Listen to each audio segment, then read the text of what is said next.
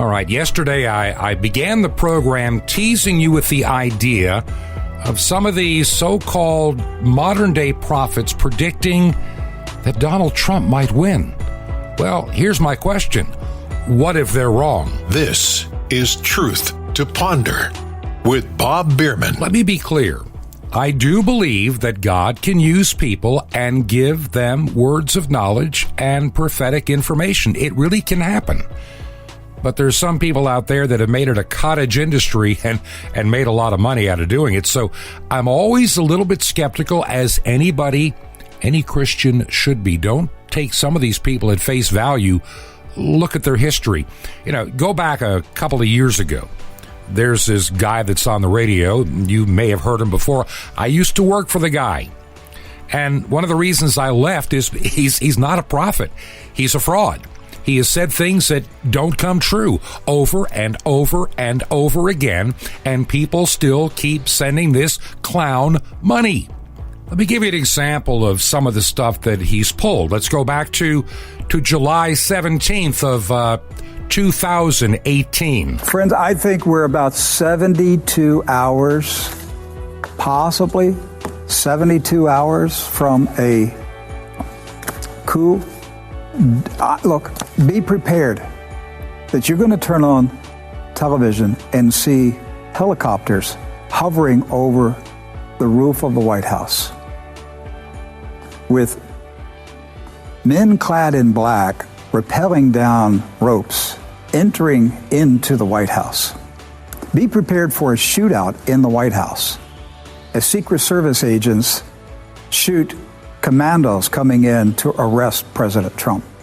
That's how close we are to a revolution. Okay, now please understand, this was said like over 2 years ago, that this guy that thinks he hears from God, who has made many a false prediction right down to, Judgment Day 2000. So if I'm a little skeptical about some of the people making some prophetic utterances about President Trump hanging on, it's only because we've been burned before by people that claim to be prophets. Now, I'm not saying anything negative about those that I shared with yesterday, because, frankly, I do not yet know. I think we'll know in the next few weeks if the predictions that some of these people I shared yesterday were accurate. I'll probably share more either tomorrow or Thursday regarding some of these prophecies that are out there. But let's be honest. We should be prepared for any inevitability as Christians. We don't know when that tribulation is going to start. And we need to understand something. Those that are holding on to the hope of a rapture to escape it all, well, you may find out you're being deceived. We'll talk about that later this week. But for now, this is the one thing we need to do.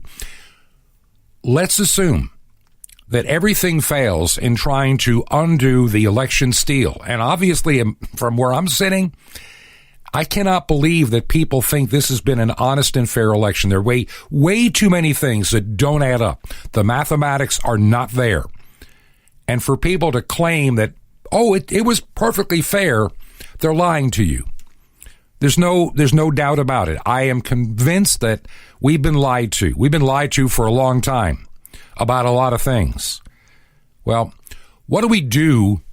What do we do if, in fact, we wake up and realize that there's a President Biden? What do we as Christians do next? My guest today from yesterday, the Reverend Dr. Timothy Gahles. So what do we as Christians need to be doing to prepare for a Biden presidency? Well, we definitely need to be educating one another and encouraging one another about the things that are happening and about our faith, because we have to integrate our faith with what we see on a daily basis. We do that in life generally anyway, but now we have real world-changing, culture-changing, life-changing things that are not only happening currently, but coming our way. And so we've really got to step it up a bit, and we've got to help one another to see it to psychologically handle it, which is very important, and to also use it. What do I mean by that? We need to use our mortality for our immortality. We need to use this life and our circumstances for our benefit eternally. Mm-hmm. And there are ways we can do that. Now, suffering is part of it, because if the things that come to pass that we see and that these elite talk about are going to come to pass, you're going to suffer in different ways. We're going to suffer. So we have to be spiritually and psychologically ready to do that. And even though I always say to people, I don't have the gift of suffering, nevertheless, I ask the Lord to help me suffer well as a Christian. And we're going to have to do that. But if we have a reprieve, that will be better, because we'll be able to devote more to learning, to dealing with it, reconciling with it psychologically, and moving forward with our faith. If it comes all of a sudden, we're going to have to do all those things quickly. And so that's where we're at. Here's the problem. Here's my biggest fear, and I want to make this as clear as I possibly can to everybody that's listening to this program.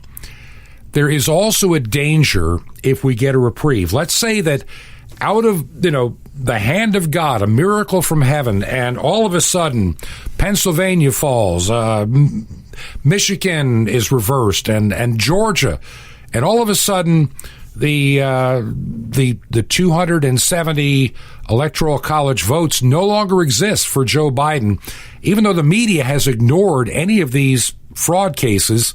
And they'll say, there's no evidence. There's no evidence of fraud. I about screamed at the television when I'm seeing the Attorney General going, well, I don't see anything wrong. I don't see any evidence yet that could. And I'm thinking, what planet are you living on? I mean, is the swamp that deep? It's gotten to him too? Maybe so. I'm beginning to really wonder about the Durham report. Were we being fed, just a bunch of smoke and mirrors to keep everybody pacified until it was too late, and Trump be gone, and the Senate be gone, and the House be gone, and you be now having to be obedient to new masters in the House? And that's how I feel. I mean, what I'm afraid of, if we get a reprieve, we're going to have a lot of, political people, good, church-going folk, no less. And I mean, I'm not trying to be offensive. Please understand. They're going to say, man, we won. We're good now. We're good. We'll get it all fixed in 2022 with the House. We'll get that back too. And we're going to fix this country. We won't even need a rapture. We're going to be like post-millennialists. We're going to fix the world for Jesus. I got news for you. The Bible doesn't say it ends that way. So if we get a reprieve, figure that it could only last for days, weeks, or months. Don't expect it to last for your lifetime. That we're somehow going to fix Georgia. We're going to fix all these states. We're going to eventually, fix maybe even New York. And we're going to be the majority. The Bible doesn't teach that. I don't see where people come up with this stuff. We are heading toward the end times, and we are heading toward a time of persecution. And no matter what happens, no matter who is the president, the billionaires that truly run much of the stuff, like where our food comes from, where our power comes from, where our internet comes from, what we see on TV, they're going to be fighting it tooth and nail. And they are going to be pushing, the fear of COVID. And that's what I want to get into right now. When we look at some of the numbers, and there was a story that you and I have seen, you've shared it a couple of times and I've seen it, came out, several weeks ago at a Johns Hopkins University, which is a respectable school. This person did a little bit of study about all these statistics. And notice it's the Johns Hopkins site that everybody went to as how many people are infected today. Remember back, in March, how it was a miracle. There's a dashboard that's already up and running for the entire world at Johns Hopkins. How could they spin that up in a matter of days? Ever wonder about that? Absolutely. It's subversive is what it is. And, we're seeing more and more countries talk about these numbers and talk about how the numbers are false and the high positive rates and so forth. And you and I have gone over this. The deception just never ends. No. The numbers are there to frighten people. And believe me, many people are frightened. It's working. Well, the money is one of those great equalizers, so to speak. And when it comes to Johns Hopkins, you got to go back to 2018 or early 2019, when the whole idea of, the special tabletop exercise, where was that tabletop exercise held back in October to how would we deal with a global pandemic? Where, just by coincidence, where was that held? Yeah, this was held in New York. Mm-hmm.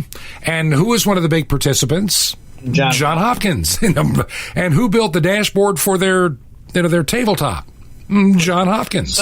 Was it Microsoft who was involved also? Yeah, of course. Bill and Melinda Gates, all of them involved. Exactly. To plan our lives going forward is what it is. Look, Johns Hopkins is a respectable school, and it's a wonderful hospital and teaching hospital. Many great doctors have been at Johns Hopkins, including, the current director of HUD, went there. Ben Carson was there. A lot of great people have come out of Johns Hopkins, so I'm not throwing off on the place, but there are those in administrative levels in universities and colleges that the money talks, the agenda talks, and everything else has got to be held in compliance. And what happened was one of their really intelligent people began to look at some data that's come out. And miracle of miracles, in the year 2020, the incidence of heart disease has dropped. Cancer has dropped. Some other diseases like renal failure of kidneys has dropped. And the amount that it dropped is the same amount that COVID took over in the course of a year. We don't have any more people dying now than died before. This is people, I know I'm excited when I talk about this stuff. It angers me to a degree.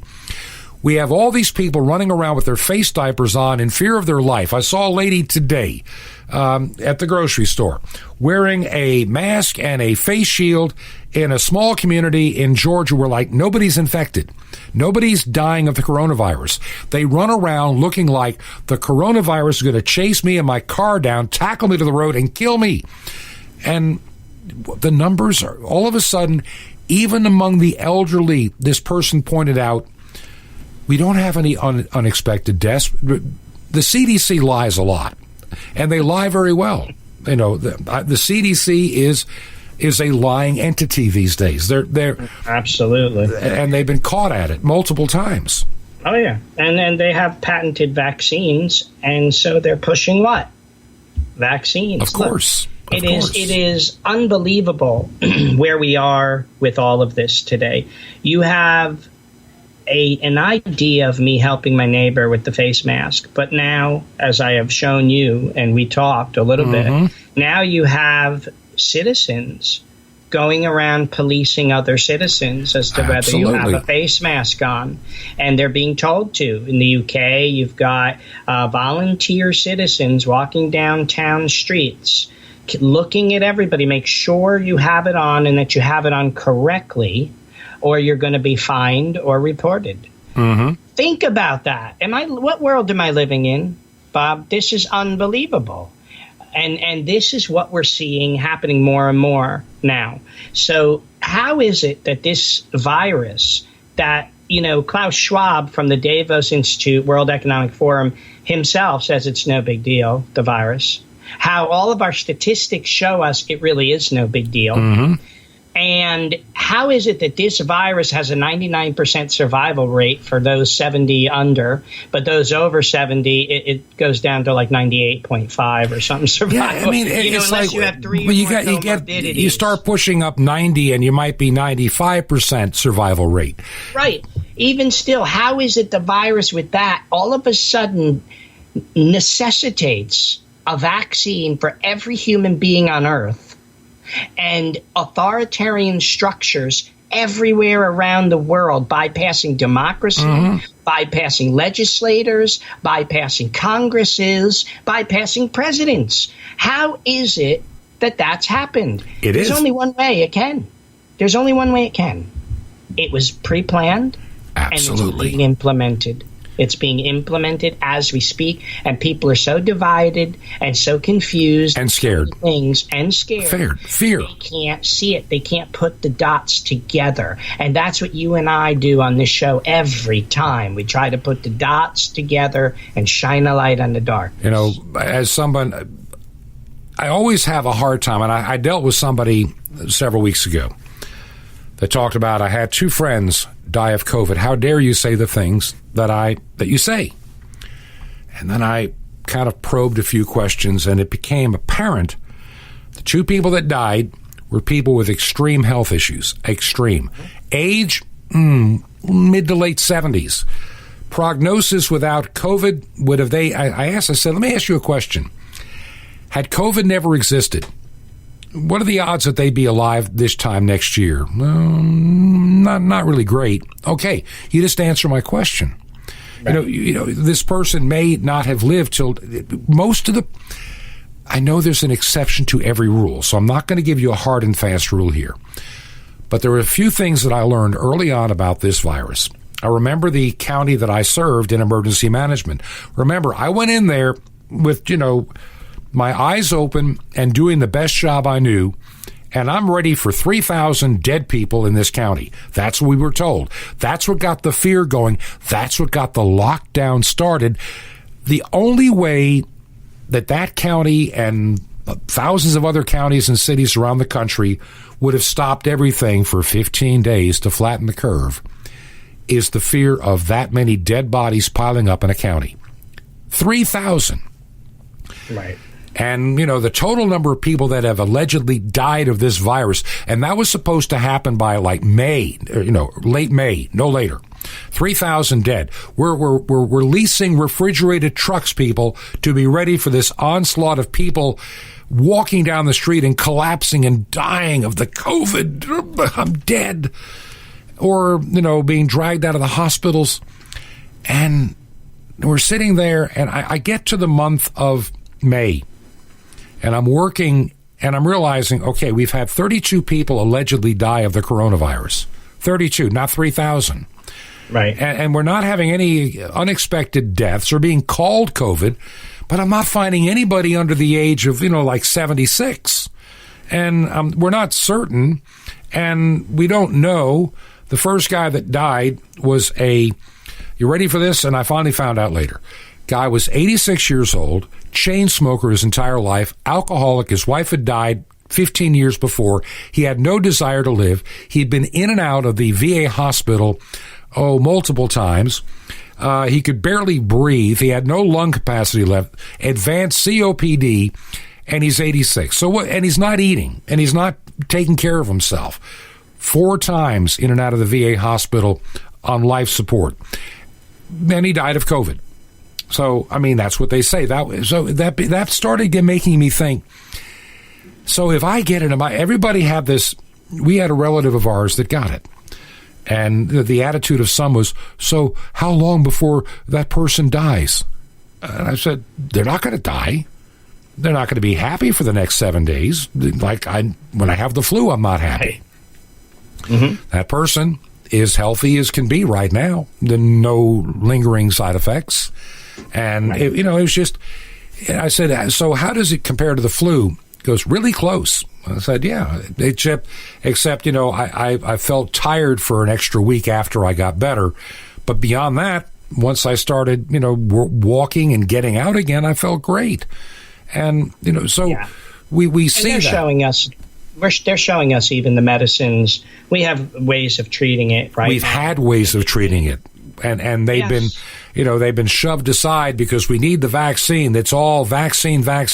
And they can't do the vaccine if there's an alternative method of treating it. So they've been putting down the hydroquinone, all these other methods to treat it. They've been poo-pooing and getting rid of that so that obviously, you don't hear them talking about vitamin D and vitamin and zinc and all of these things, which actually are. Guess what we take in our household to stay ahead of it?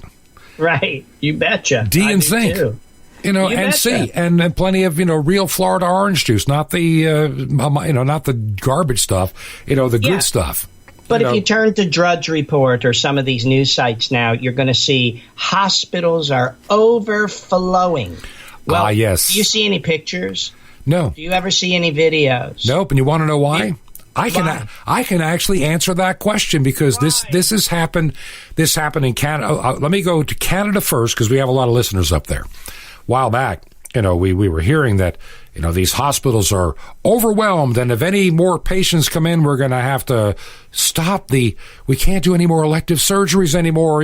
That knee replacement you needed last year, it's going to be next year or the year after. That's what you start hearing. Somebody spilled the beans up in Ontario. They said, "Yeah, this is kind of like a bad flu year where we do it. We do that all the time." One of the problems with socialized medicine is they don't have enough capacity to take care of all their need. So the flu season or anything overwhelms the system. That's Canada. Now, let's go to the United States. How many hospitals currently are running? Let's forget the virus. Let's go back to 2018 or 2019, before the word pandemic entered into our vocabulary. How many people were on staff at a typical hospital? How many rooms were available at a typical hospital? How many emergency rooms did they have at a typical hospital that were in use? How many ICU beds were staffed at a typical hospital? And compare it to today. A lot of these hospitals, because they're still not fully up to capacity, are still not fully staffed. And so, we had a story out of South Carolina, and I've shared this before, and I'm going to share it again because this has repeated itself, I discovered, in a couple of other places. Somebody tried to tell me that in Pennsylvania, and now you've been up in that part of the world, would you believe that in all of the state of Pennsylvania, in all of Pennsylvania, including Pittsburgh, including Philadelphia, including Harrisburg, that there are only 1,044 ICU beds in the entire state of Pennsylvania? Would you believe that number if I told you that? I'm not saying available, I'm saying staffable beds. Would you believe that's the number of beds? And 800 are being used right now, so we're at 80-some-odd% capacity. Would you believe that Pennsylvania only has 1,044 ICU beds? Unbelievable. They don't. They really... I said, that doesn't even make any sense. I worked in emergency management long enough to learn a couple of things. That on average, you have at least 3.5 or 3.6 ICU beds per 10,000 population, okay? Mm-hmm. And so if you're in a little small town like Toccoa, Georgia, you've got 5 beds right there, though. Well, so it doesn't take long to, so we get to 1,000? Well, let's stop and think. How many millions of people live in the state of Pennsylvania? It's more than a couple million, wouldn't you think? Oh, yeah. Absolutely. Well, if you do the standard math, there should be more like about, 5,000 or 6,000 of those beds in the state. So why are there only 1,044 being mentioned? Right. It's because the other 3,000 are not being used currently. Sure. Again, it's all deception. So we gotta pull ourselves away from the numbers game and from the TV narrative. Stop watching the TV. Just stop watching TV. Number one, you'll feel better, a lot better. Especially if it's NBC. Yes. Any NBC product, any CBS, any ABC, any CNN product, it needs to be banished from your home because it is rotting your brain. It is part of the propaganda. It is Absolutely. These billionaires in media, billionaires in tech, and billionaires in the big box stores. Who are the only ones making out like bandits with huge profits in a pandemic? Walmart. Sure. The big big ones. And whose stock has gone up hugely? Amazon. Yes, of course. And because these are the elite run stores, okay? These are the ones that are going to be around. They want to centralize shopping. They want to centralize your going to certain stores only. Like big warehouses, like a Costco. Yep. That way they know where you are, what you're buying, and they provide it for you, period. All the mom and pops have to go. Every one of those stores, bakeries, delis. You can't have any of that. Have to go. No, you can't. You cannot have private restaurants. You've got to have nothing but controlled chains. That's right. And those chains are going to be few and far between, because that's the future they're planning for us. Yes, does it sound like some sci-fi movie? Absolutely. Is it reality? You betcha it is. And I can show you all the documents to prove it. This is their plan for you. But my question is, what are you going to do? What are you going to do about it? We have a lot of questions to ask ourselves right now. Yes. And that's kind of why we're here, so that we can help formulate those, help you think through the issues so that you can make informed decisions for you, for your loved ones, for your family as best you can. Amen. It doesn't mean we're going to be able to overcome everything, but what it does mean is that we've got a fighting chance. We have a fighting chance, and together we can do things because Christ is with us. We have the Lord, and He is the most important out of all of this. Yes. Not my gun, not my food bucket, but Christ is the most important out of this. And so I always want to emphasize and lift Him up, because in the end, okay, every knee is going to bow and every tongue is going to confess that Jesus Christ is Lord. Amen. As we go to our break, you gave me a wonderful thought to think about when you said it's not going to be our guns and it's not going to be our food buckets. The one thing I do not do on this program, and have never done from the beginning, I'm not selling any products out of a warehouse. I don't do that. I'm not. How can I be any more clear to my audience that neither myself nor any guest on this program is getting any compensation for doing this? Nothing. Right now, I'm not. Now, maybe someday that'll change if this becomes a real part of my life and there's other things I can't do anymore. But right now, that's not the case. Right now, God is telling me to keep doing this program, keep it on as a podcast, pray about getting it on other legacy media, and also to develop platforms that Christians will be using for the time we'll still be allowed to have, shall we say, more than just limited access to the internet. But here's what we do know. As we just said, the tech tyrants of this world, which include Google, which include, Facebook, which includes, Twitter, any of those. If you are a church, if you are involved in any ministry, and you are dependent upon any of those to keep yourself functioning, you need to be looking for alternative sources, because it will not be long. If we talked about this yesterday, there's this one guy who's, is in kind of in a prophetic ministry who says that Trump may pull it out at the very end. Fine. That'll be wonderful if it does. And I'll praise God if it does. Not because Trump is my savior.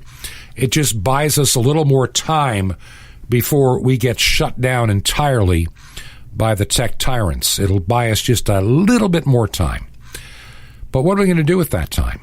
Well, number one, you're not going to find me selling you buckets of food with macaroni and cheese that glows in the dark and lasts on your shelves for 25 years. It's not going to work that way. You're not going to be hiding in your house by yourself, pretending all is well in the world while everybody is running starving outside, and somehow your electricity's on, somehow your TV set works, somehow you can play on Facebook and do Farmville. It's not going to work that way. And the sooner that Christians wake up and recognize the time to be ready for the future is now. Now, here's one good bit of information. The tech tyrants and those that really want to control our world, like the Bill Gates, they are singly minded into the internet. And there's no ifs, ands, or buts about that. They are single-minded that everything lives on your phone, right down to your vaccination certificate. I don't even think they know what an AM radio is, let alone a shortwave radio. And small market radio stations, it's just off their radar screen. We need to have our own little online radio stations that they're no big advertising. They're not attached to anything. Even, hide the information of what it is behind a front wall. So even Google can't get there to begin to detect anything in the wording that would be, contraband. We need to start preparing now, because the day is going to come. If we're given a little reprieve and don't use the time, then we're foolish. We are total fools. But if we don't get that time, we really need to be working at it while we still have time. While we have time. That's why this program is on shortwave. I hope you'll encourage people to find a shortwave radio. Look, there's a lot of garbage on there now, a lot of nonsense. But I think the day's going to come that late one night, that radio is going to be providing you information that'll be filtered off the internet. It really will. If you appreciate this program, would you help it? And you can do it from the website, truth2ponder.com, truth2ponder.com. Our mailing address, I'll give it now and again at the end of the program, is 21 Berkshire Lane, 21 Berkshire, Berkshire Lane, number 263 in Sky Valley, Georgia, 30537. The ministry that I developed a couple of years ago for an online station is called Ancient Word Radio, and everything I've ever set up for doing online ministry of this nature is under that name if you want to write a check. And it'll all go 100% for the airtime and to keep this thing going. That's all. It's not for me. So if you do that, may God bless you, and I'd appreciate it. We'll be right back after this. This is Truth to Ponder with Bob Bierman.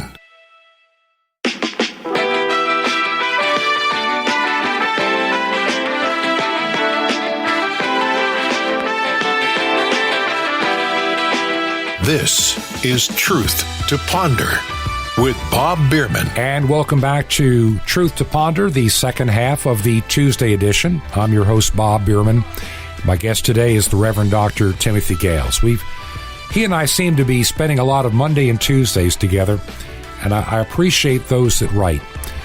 We don't have a script when we get together. It's just like, what has been on our hearts and minds?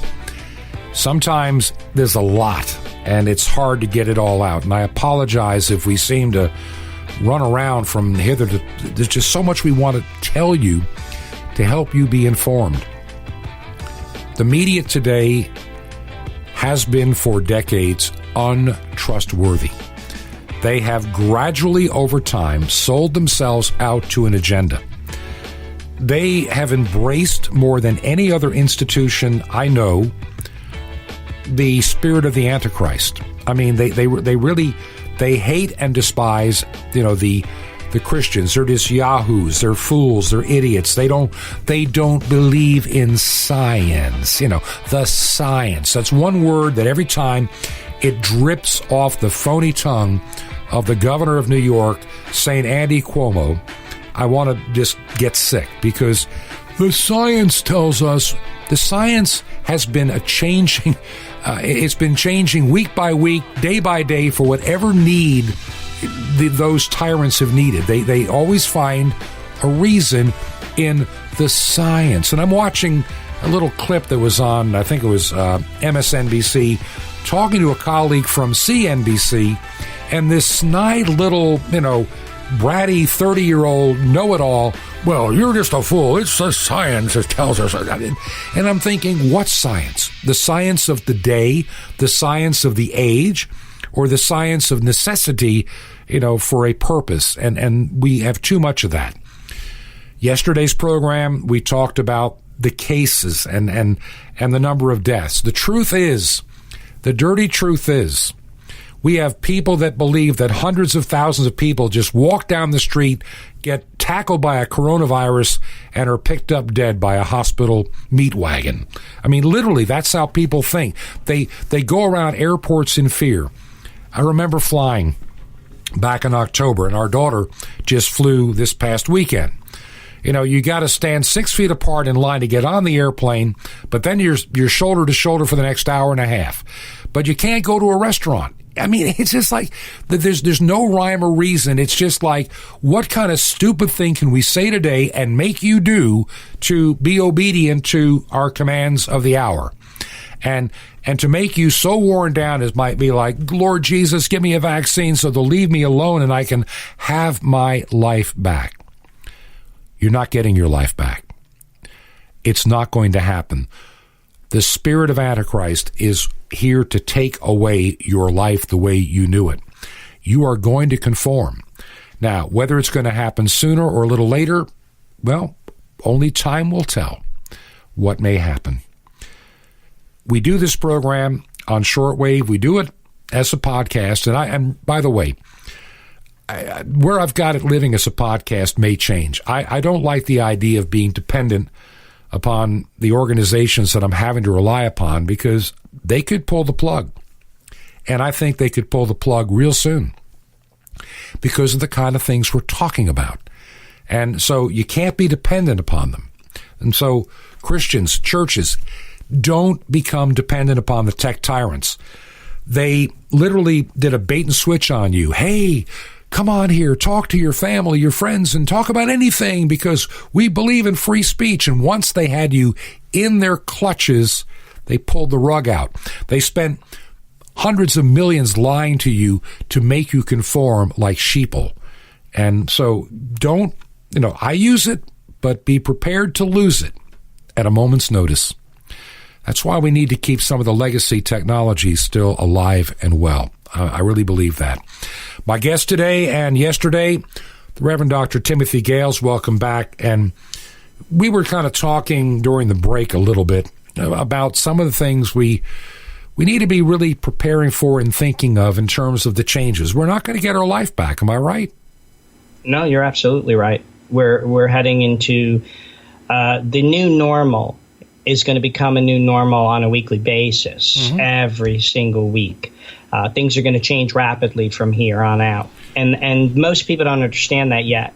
I was relating to you a little bit about how the church obviously needs to be preparing, but yes, there's always that danger of being like the deer in the headlight, where we just sit there, we look, and we say, no, I can't really believe all this is happening. It's not really going to happen. But it is. And, I told you a little bit about Rome, ancient Rome, as the barbarians were sacking Rome. There's even written stories of the noblemen and noble women and those in Rome who were in their villas, refused to leave. They could not believe mighty Rome was falling to barbarians. So they stayed, they sat there, they went out on their villas, on their front porches, they sat in the chairs, they just stared at the barbarian hordes that came in and killed them on the spot. But they couldn't and would not believe that Rome was falling. Well, guess what, people? This world order that we've known is falling. And we are entering a new world order. And time. You mentioned Rome, and there's something that a lot of people don't realize about Rome. We always think that the Roman warriors all came from Italy. That's not true. They didn't. Many of the, shall we say, leaders did, but where did some of those warriors that conquered where Jerusalem was and is, and where did they come from? They came from what we now know as Germany. I mean, these were the Huns. These were basically what's the best way? What's the term I'm looking for? They're mercenaries. Conscripts. They use them.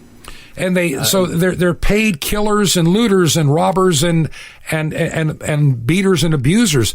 They would do the things that the delicate hands of the Romans in Rome could never themselves do with their own hands. They love to watch people in the Colosseum, be ripped apart by lions, but they themselves didn't put the people in there. They used the conscripts. They used those folk from the other parts of the world. They always do. And the thing also we can't believe, we've grown up soft, pampered in the West, especially in America. You look at groups like Antifa, BLM, and all that, but, mobs. They are today's conscripts. They are the ones being used. Yep, and paid. But here's the thing. The inhumanity to man Man's inhumanity to man knows no end. And the same thing you've seen in wartime, raping of women, pillaging, killing of children, looting of homes, that we are on the thread of that happening all over the country here. It happened in Minneapolis. Don't think it can't and won't, to the most horrible extent. You know, where wives and children and daughters would be raped and killed and murdered. This isn't a TV show. This is here. It's reality, and it can come to that and devolve to that very quickly. You spoke about civil war. That's exactly what will happen if we're in civil war. You know, if you live in a little town like Emporium, Ohio, and you think you're immune because, you know, those things only happen in Cleveland. Or if you live like there's a little town, Emporium, you have Findlay, Ohio, Emporium, Pennsylvania. Nice little cute town, central north part. You know, these things are not going to happen in my town. They only happen in Pittsburgh or Philadelphia. They're not going to happen here. Yeah, in time, they are going to happen where you live because they know if they can ever get your guns, they got you. And that's one of the things the only thing that protects people right now is small town America. The cities are going to become the places of the first massive control. Look at the little dictator of New York. You know, they have a case-demic going on, and we've never got to that yet. The case-demic of New York. And we have all these corona cases, but apparently nobody's really getting sick except, you know, the numbers of people that normally would get sick. This is one of the problems of deception. Are people dying of corona? We're with it, but are we getting more people dying? The CDC tried to play a little game and racket that we have unexpected deaths. But it's because we have a bunch of unexpected non-deaths, too, that have happened in the same period of time. It is a smoke and mirror game. Would you agree with that premise? It's a smoke and mirror game. Yes, absolutely. And we, having talked about this and seen it, we know that this is a farce, that they're lying about it. They're trumping up the numbers. They're doing all of these things. Again, the question is why? What is the long-term agenda here? The long-term agenda is to gain more and more control over people, over the geography in this country, especially the cities. And this control is also going to add to the persecution that's coming to Christians. And it's already there with the control of what we can do in church and what we can't do. Anybody who can now look at this 2-week virus and say that this is about a virus still is seriously blind. Look at Staten Island. Staten Island, New York. And I kind of know it. I used to live in New York, and I've traveled through it. It is fairly densely populated. I mean, that's just how it is. I mean, it's part of the city of New York. Like, there are parks in Queens, but most of the homes are very close to each other. It's just how the city of New York is in Queens and in Brooklyn. There's not too many places, of large, front and back yards. They don't exist. Yet they decide that these certain blocks in Staten Island, the case-demic has gone up. So we got to shut down the restaurants. But you can walk 500 feet away down the street and they're open. It's like, this is insanity. So they're picking the winners and losers. They're driving certain businesses to bankruptcy. They want them gone and destroyed. I mean, and it's going to happen first in the cities. The private stores are going to be gone first. And then the larger merchants will come in and they'll take over. And they'll be the ones approved. They'll be the Walmarts of the day. They're going to be the Costcos. They're going to be the Billionaire Club. They're going to take over your retail. They're going to take over everything. And, there's no help for the small business. But and here's the worst part. How many of the billionaire businesses got money in the first stimulus program? Lots of them. And a lot of small businesses never got theirs. Huge profits because they sucked up the business from the small businesses. So they got stimulus and huge profit at the same time. But look, we know that. We know that it's coming to that. The strange rules that we have to follow. This town has to, all those things are slave training. This is a behavior modification and a submissive psychology. So it's teaching us to submit to these outlandish, weird, unequal laws that they're putting out arbitrarily. If you look at states like California, New York, Michigan, Illinois, and others, where you have a tyrannical idiot governor that is on a power trip. I mean, this is like crack cocaine to them, this power. They'll tell you that, okay, you can have so many people in a Walmart, but in a church, regardless if the church is 1,000 square feet or 100,000 square feet, you can only have 10 people. I mean, it's not even based. And this guy, this pinhead on MSNBC is telling this other guy when this guy's debating that, why is it okay at a Walmart, but why is a church a super spreader? And the guy's going, the science, the science, the science. What science is there that tells me that if I've got, 10 people in a church the size of St. Patrick's Cathedral, that's a super spreader, but somehow the King Cullen grocery store in Brooklyn isn't? It makes no sense to me. Right. And it's not going to make sense. It's not meant to. It's meant to make compliant, submissive people. And so we can't look at it logically because it doesn't have logic behind it. So if it doesn't have logic behind it, there's another agenda, and that's a behavioral psychological control. That's what we're looking at. It'll cause a cognitive dissonance, and it will keep people off balance so that they continue to not really see what's going on. That is a huge problem, and we talked about it for the Christians. I can tell you, going back to the 1500s, there was you had talked a bit about somebody who received revelation from God, right? A message. And I get it. Well, here's a monk on Mount Athos in the 1500s, a nobody. We don't even know his name. He said this, which I thought purely speaks of our time in a very significant way. He said, the persecution of the church at that time will be overt and covert. It'll be secretive and manifest. He said, striking at individuals and striking at all, everywhere and by all means. He said there will be a certain number of martyrs, just how many is known to God alone. But there will also be many apostates. We talked about the false church, right? Yes. Who will accept the mark of the beast. And there will be a countless number of those who are lukewarm, who will likewise submit to Antichrist and everything.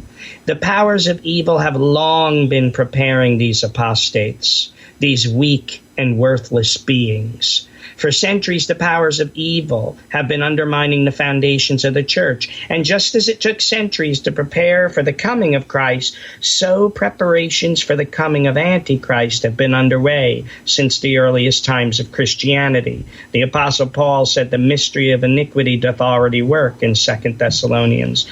But know that even the mightiest powers of hell, the gates of hell, will not overcome the church, which our Lord Jesus Christ promised to be with, even unto the end of the age.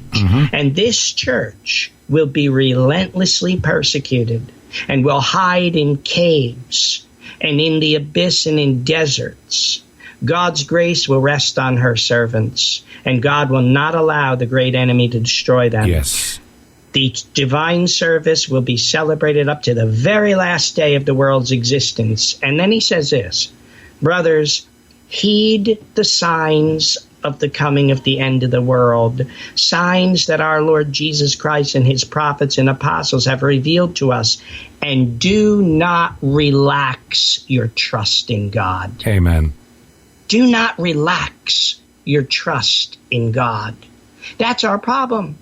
We have relaxed it, and we haven't seen this. But when he says the persecution will be overt and covert, undercover, you need 10 people only in your church. No singing, no taking communion, no doing those, for the virus, of course.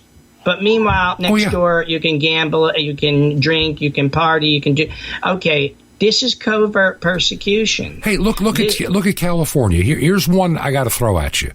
You got Governor Gavin Newsom, who is just I can't figure this man out. Rules for thee and not for me, of course. And you can't even eat outdoors in a restaurant. You cannot go to a church. They demand that. And yet you can go to a cannabis shop, sit next to somebody, take your mask off, and light up. Yep. Yeah. Shoulder to shoulder. You can have 30 people in there smoking marijuana, and that's perfectly legit. Not a problem. It's an essential business. Right. So the essential and non-essential mantra is a bunch of bunk as well. This is conditioning us to allowing those over us, the elite or the government right now, to tell us what we can and can't do, period. So we've got to remember essential and non-essential is a horrifying way of defining things, because it is really us abdicating while they tell us what we can and can't do. We never would have allowed that in the past. Never. Right now, you had mentioned before the whole thing with MacArthur and the 3 positive people and how they said it was, a giant, numbers thing happening at his church. Yeah, a church of 7,000 people on a Sunday morning. 7,000 since July. What did he say? I just saw him yesterday. He said this. He said, those 3 people were security guards. They tested positive, asymptomatic. The state health people came in a few weeks later. They were all negative, and they declared we are not at all a place where the pandemic is. But did the L.A. Times make a big deal out of it? Of course not. Of course they did. They were a super spreader. Stay away from the church. You're going to die. However, he said we have had 7,000 people here every single week. He said for the past 7 months. And nobody has gotten it. Nobody has died. Nobody here social distances or wears a mask. Nobody. But 7,000. But we can't have 10 in other churches. You've got to, he at least is standing on God's word. And he is resisting the immoral laws, because they're not laws. And you should resist them. And the church These are dictates of a governor. That's right. And look, just like some of the Roman governors that were possessed, with power, they were under the spirit of the Antichrist that was already in this world then, even at the time of the Roman emperors. They were drunk on the blood of those that they could kill because they had sold their souls to Satan. They were, and we have people in our government in the United States that I firmly believe have, whether they realize it or not, have sold their souls to Satan willingly. And I mean, it was a transaction they were all for. And they're now going to live off that, being blinded with that power. And that includes people like Governor Cuomo. That includes Gavin Newsom.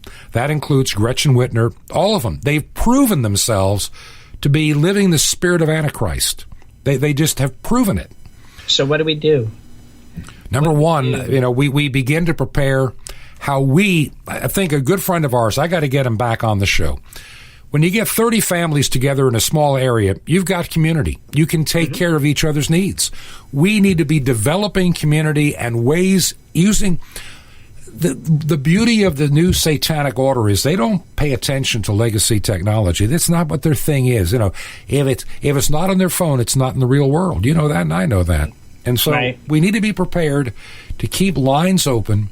And just like during the Soviet Union, we find places to worship that are not, the normal, and we keep training and ordaining clergy, and we just keep in the work of the vineyard until Jesus comes. Well, we're about out of time. Can you give me any last thoughts as we close out today? I just want to close out with the statement of that monk, right? His closing statement.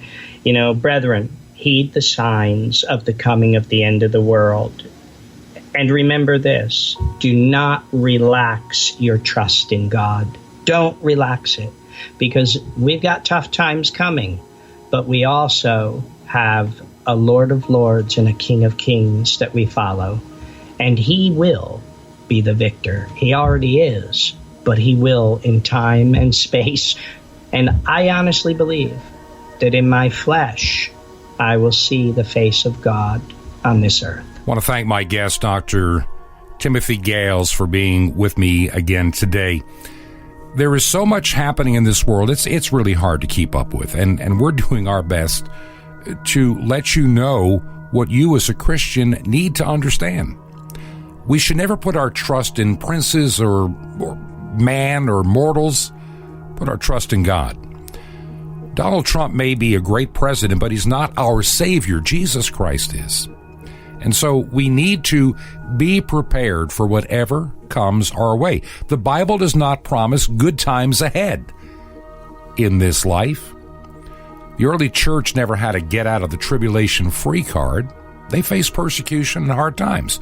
And I don't know why the American church thinks they get a get out of tribulation by the rapture free card either. We're going to talk about that more a little bit later this week. It is urgent. On Friday, I've got a very special guest. I can't announce it yet, but I hope to be able to let you know maybe on Thursday who I have lined up for Friday. I'm excited about this. We're going to get into some really important topics with somebody many of you probably respect much.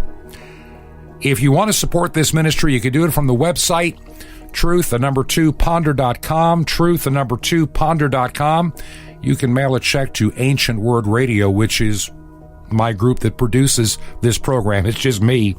And our address is 21 Berkshire Lane, Berkshire Lane, number 263, Sky Valley, Georgia, 30537. This has been Truth to Ponder with Bob Bierman. To find out more, visit our website, truth2ponder.com. That's truth2ponder.com. Truth to Ponder, shining the light of truth in a darkening world.